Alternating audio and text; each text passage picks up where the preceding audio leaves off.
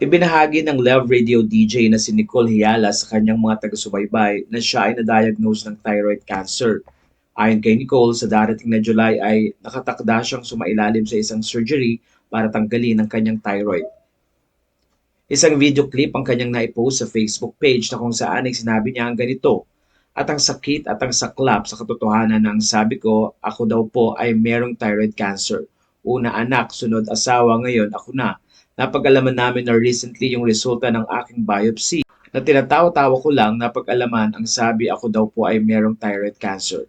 Ayon kay Nicole, hindi daw siya napaiyak nang malaman niyang meron siyang thyroid cancer. Kaya natanong niya ang sarili kung in denial ba siya.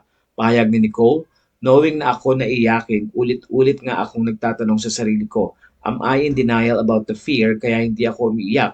I learned about it 2 weeks ago so I'm set for surgery in July and normally and most of the time, dahil mga friendly siya, tatanggalin lang naman yung thyroid.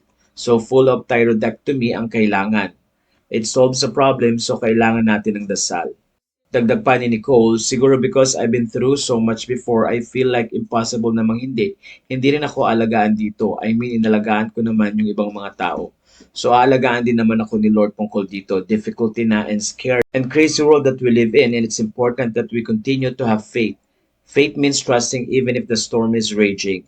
Dagdag pa niya, "So I just found out I have thyroid cancer and surprisingly I am calm, but before you panic, ayon sa mga eksperto, thyroid cancer is often called the friendliest cancer, and that's good because I've already been through worse. I've faced battles that broke me, seasons that nearly crushed me, but here I am still standing, still smiling, still kumikinang.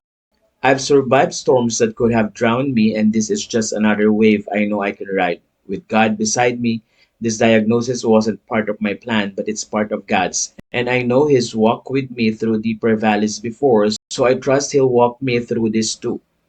Thyroid cancer, you're just another name, and I have faith in the one who's above all names. So let's do this, thyroid cancer. You picked the wrong girl. Mali ka ng kinalaban, wag ako." Pumuhos naman ng prayers sa suporta mula sa mga netizens. Umaasa ang mga netizens na sa dasal at tiwala sa Diyos ay makakamtan ni Nicole ang tuluyang paggaling.